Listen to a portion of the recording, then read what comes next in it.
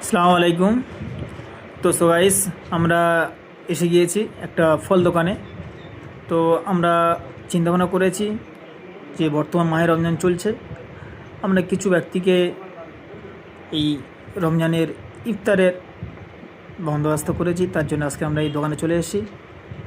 তো আজকের ফল কিনবো, কী ফল কিনবো এসে গিয়েছি। তো নেক্সট অবশ্যই করে পরে ভিডিও দেখা পাবেন আপনারা। ঘর কোথায়? আচ্ছা, আপনার বস্তাটা নিচে নামান না একটু। তো কোনো লাভ হবে না। যে বস্তাটা একটু নামান।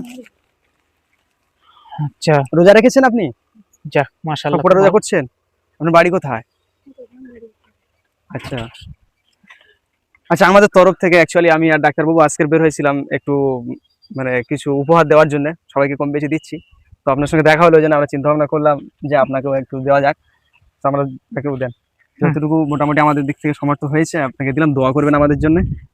আমার জন্য অবশ্যই দোয়া করবেন, এরকম অবশ্যই করে সবাইকে যেন দিতে পারি। হ্যাঁ, আপনার ঘর কথা বলছিলেন? আপনার ছেলে পুলে নাই? ছোট আচ্ছা, স্বামী? স্বামীর মাথা খারাপ। আচ্ছা আচ্ছা আচ্ছা আচ্ছা। Very sad. স্বামীর মাথা খারাপ, বর্তমানে স্বামী ধরো কিছু করতে পারছে না, তাই না?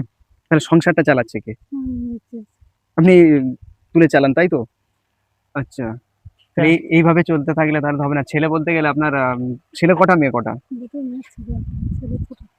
আচ্ছা আচ্ছা, ঠিক আছে তাহলে।